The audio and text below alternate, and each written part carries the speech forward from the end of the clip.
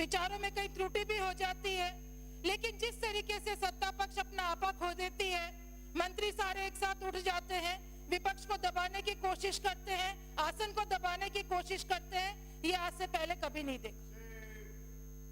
यहाँ पर महामहिम राज्यपाल गुलाब चंद जी कटारिया जी भी यहाँ पर विपक्ष के नेता रहे, रामनारायण चौधरी मेरे पिताजी भी विपक्ष के नेता रहे, राजेंद्र राठौड़ भी यहाँ पर विपक्ष के नेता रहे, लेकिन जो मान और सम्मान इन विपक्ष के नेताओं के सदन में होता था, सदन के नेता करते थे, सत्ता पक्ष करते थे, वो यहाँ आज दिखाई नहीं देता है।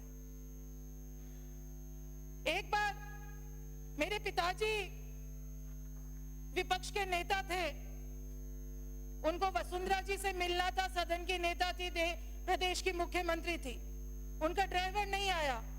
उन्होंने कहा बेटा मुझे सीएम हाउस तक ले जा, मुझे मुख्यमंत्री जी से चर्चा करनी है। मैं उनको लेकर गई, खुद गाड़ी चला के उनको वहां पर लेकर गई। मैंने देखा वसुंधरा राजे जी पूरे सम्मान के साथ गेट पर पिताजी को लेने आई, नेता प्रतिपक्ष को लेने आई और आदर के साथ उनको अंदर लेकर गई, उनकी बात सुनी, उनके काम कर। यहाँ पर आरोप प्रत्यारोप लगा रहे हैं, मैं सुन रही हूँ, कैलाश जी ने अपनी बात शुरू करी अभिभाषण पे, और जो अमर्यादित भाषा का यहाँ पर आप लोग प्रयोग कर रहे हैं। आपने कोरोना काल को मजाक बना दिया। कोरोना काल के अंदर राजस्थान की पूर्ववर्ती सरकार ने जो काम करा वो देश के प्रधानमंत्री ने माना और उसकी वाहवाही करी, और यहाँ पर आप प्रधानमंत्री को कटघरे में खड़ा कर रहे हो। सभापति महोदय, जब ये लोग अपनी अभिभाषण पे चर्चा कर रहे थे तो मुझे मुजफ्फर वारासी की एक दो लाइन याद आ गई। औरों के ख्यालात की लेते हैं तलाशी, औरों के ख्यालात की लेते हैं तलाशी, और अपने गिरहवान में झांका नहीं जाता है। सभापति महोदय, एक राज्य का धर्म होता है वो अपनी जनता को अच्छी शिक्षा दे, अच्छी चिकित्सा दे, पानी की व्यवस्था करे, बिजली की व्यवस्था करे, आधारभूत संरचनाओं की व्यवस्था करे, सड़कें बनाए। मैं 2-3 बिंदुओं पे अपनी बात रखूंगी। अंग्रेजी शिक्षा आपको जानकारी नहीं है, राजस्थान के अंदर सबसे पहले 2014-15 के अंदर तत्कालीन मुख्यमंत्री जी ने बड़ी तादाद के अंदर इंग्लिश मीडियम स्कूल खोले थे, विवेकानंद मॉडल स्कूल के नाम से, और तकरीबन 135-134 स्कूल उन्होंने खोली। उन्होंने जब विवेकानंद इस मॉडल स्कूल खोली अंग्रेजी माध्यम की, तो उन्होंने क्लास 6 से लेकर क्लास 12 तक खोली।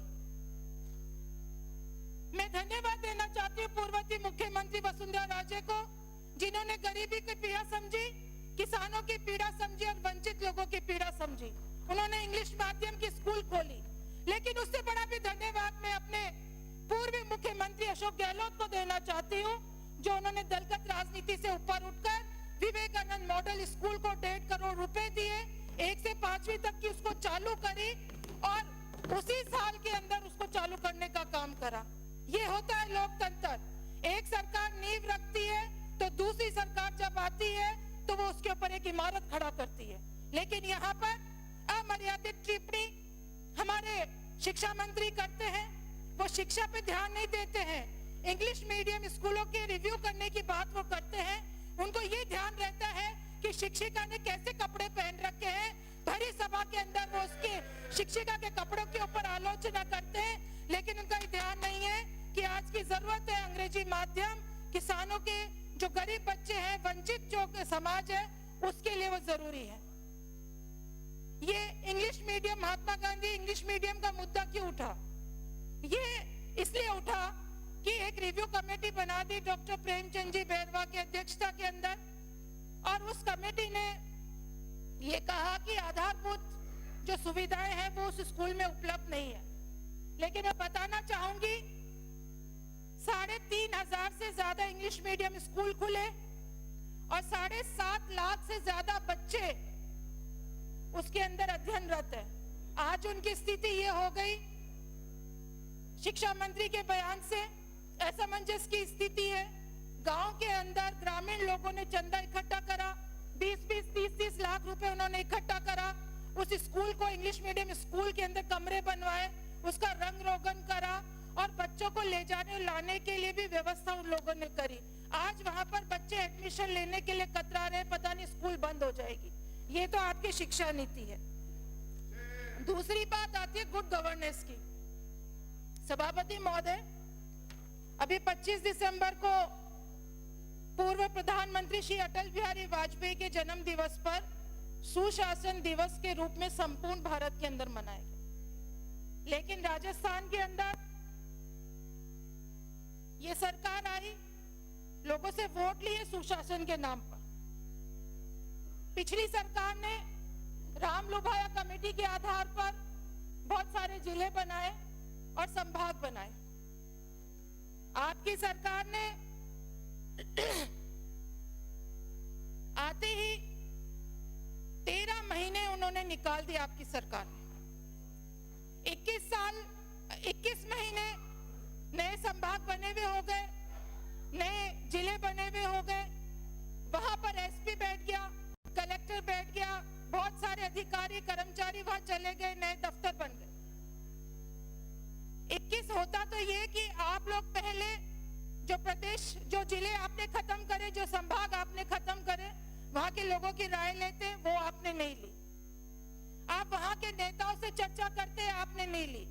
आनंद फानंद ने आपने मंत्रिमंडल के अंदर एक प्रस्ताव ले लिया कि ये जिले खत्म होंगे, 9 जिले और 3 जो आपके संभाग है उनको खत्म करने का फैसला ले। मेरा सीधा सीधा आरोप है, आपने उस समय का फायदा उठाया।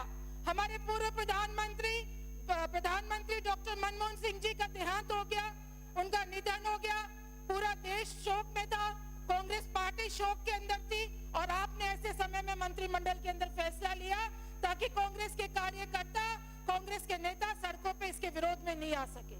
आपने समय उचित चुना। आपने ये भी समय इसलिए उचित चुना कि उस समय न्यायालय की छुट्टी थी, सर्दियों की शीतकालीन छुट्टियां थी, ताकि हम लोग कोर्ट के अंदर नहीं जा सके। सभापति महोदय, और सरकार ने 28 जनवरी को न्यायालय में जो जवाब पेश करा वो और भी हास्यास्पद। इन्होंने कहा कि विकास के लिए सरकार को प्रशासनिक निर्णय लेने का अधिकार है। ये कैसा विकास है? 150, 200 किलोमीटर की दूरी के ऊपर लोग चलकर आते हैं, अपने जिले के हेडक्वार्टर पर आते हैं काम करवाने के लिए। इसको विकास नहीं कहते। अच्छा होता आप उसके रिव्यू करते और अपनी बात जनता के बीच में ले जाते, उचित होता तो आप उसको समाप्त करते, लेकिन आपने वाहवाही लूटने के लिए ये काम करा। सभापति महोदय, गुड गवर्नेंस की बात करते हैं। जिस तरीके से जनवरी के अंदर स्थानांतरण आपने खोले, मैं तो अपनी सरकार में भी बोलती थी कि स्थानांतरण नीति बनाओ, लेकिन नहीं बनी, कोई बात नहीं। लेकिन आपने जिस तरीके से स्थानांतरण खोले, राजनीतिक द्वेषता के चलते आप लोगों ने स्थानांतरण करे। एक व्यक्ति के 5-5 बार आपने स्थानांतरण कर दिए। आप झुंझुनू जिले के जिला परिषद की उठा के लिस्ट देख लो। एक चपरासी को, एक अपाहिज व्यक्ति को जिसके दोनों पैर नहीं है, उसको उठा के आपने खेतड़ी भेज दिया। आप लोगों ने जिस तरीके की राजनीतिक द्वेषता से काम करा, और तो और ये दुर्भाग्य हमारे झुंझुनू जिले का कि हमारे जो प्रभारी मंत्री है उनका जो वहां पर जो आचरण है वो अच्छी तरीके से जानते हैं। एक एचएस को लेकर वो घूमते हैं, उसके कहने से थाने के अंदर फोन करते हैं, उसके कहने से एसपी को फोन करते हैं। और ये दुर्भाग्य है झुंझुनू जिले का कि ऐसा एसपी हमारे जिले के अंदर बैठा है जो एक एचएस के लिए जाता है, थाने में फोन करता है कि इसके लिए पास की व्यवस्था करना और इसके घर के ऊपर पास देकर आना।